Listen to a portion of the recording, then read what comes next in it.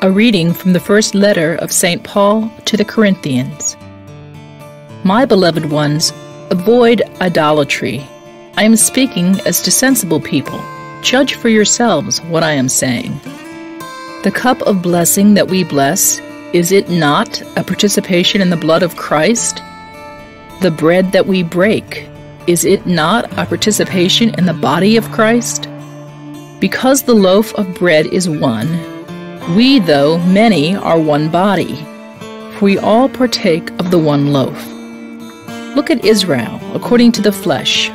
Are not those who eat the sacrifices participants in the altar? So what am I saying?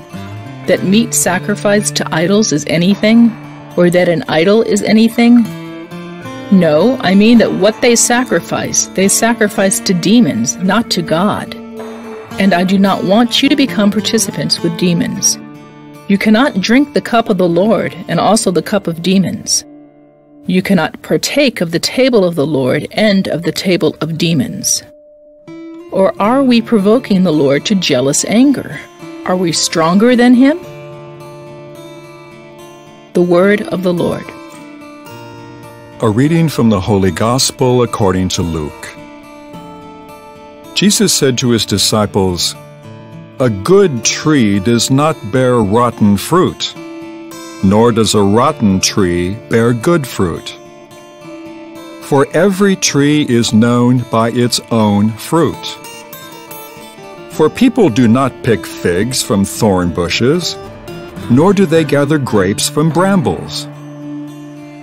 A good person out of the store of goodness in his heart produces good, but an evil person out of a store of evil produces evil. For from the fullness of the heart, the mouth speaks. Why do you call me Lord, Lord, but not do what I command? I will show you what someone is like who comes to me, listens to my words, and acts on them. That one is like a man building a house who dug deeply and laid the foundation on rock. When the flood came, the river burst against that house, but could not shake it because it had been well built. But the one who listens and does not act is like a person who built a house on the ground without a foundation. When the river burst against it, it collapsed at once and was completely destroyed." The Gospel of the Lord. Reflection.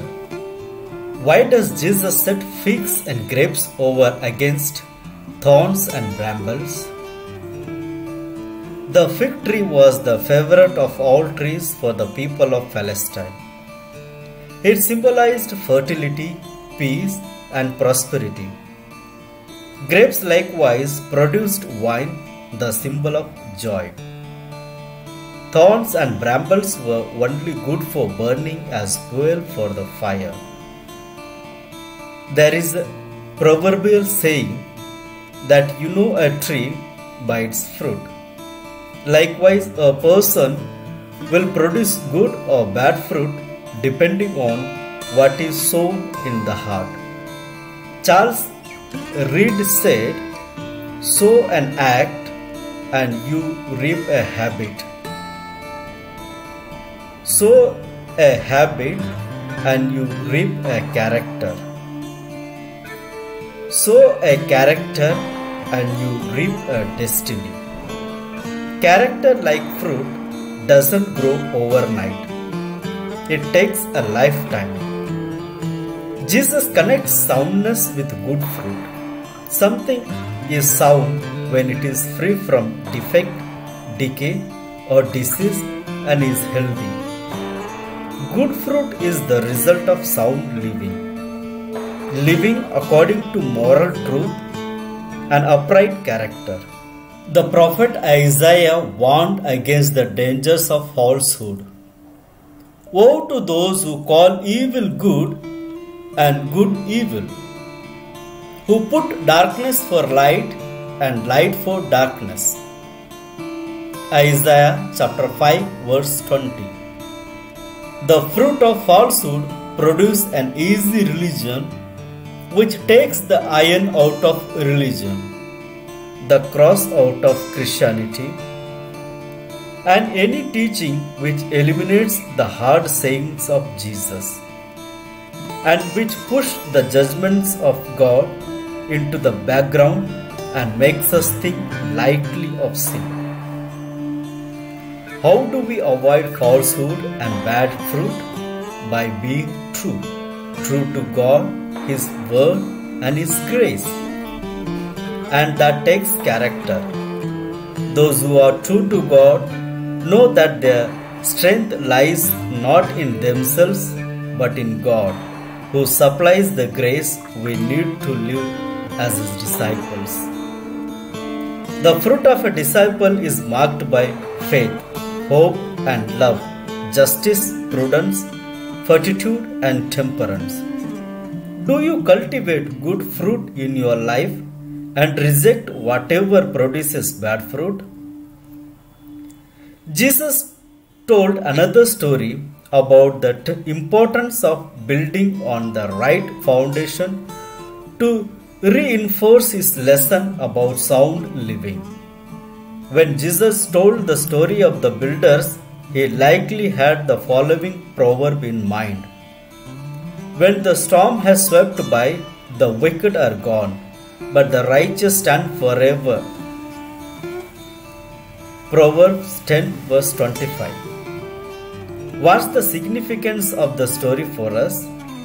The kind of foundation we build our lives upon will determine whether we can survive the storms that are sure to come.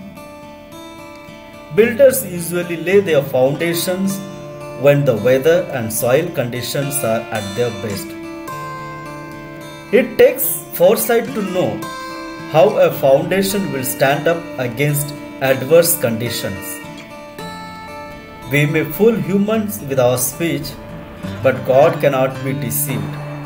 He sees the heart as it truly is, with its motives, intentions, desires and choices. Psalm 139 verse 2. There is only one way in which a person's sincerity can be proved, and that is by one's practice. Fine words can never replace good deeds. Our character is revealed in the choices we make, especially when we are tested. Do you cheat on an exam or on your income taxes, especially when it will cost you? Do you lie or cover up when disclosing the truth will cause you injury or embarrassment?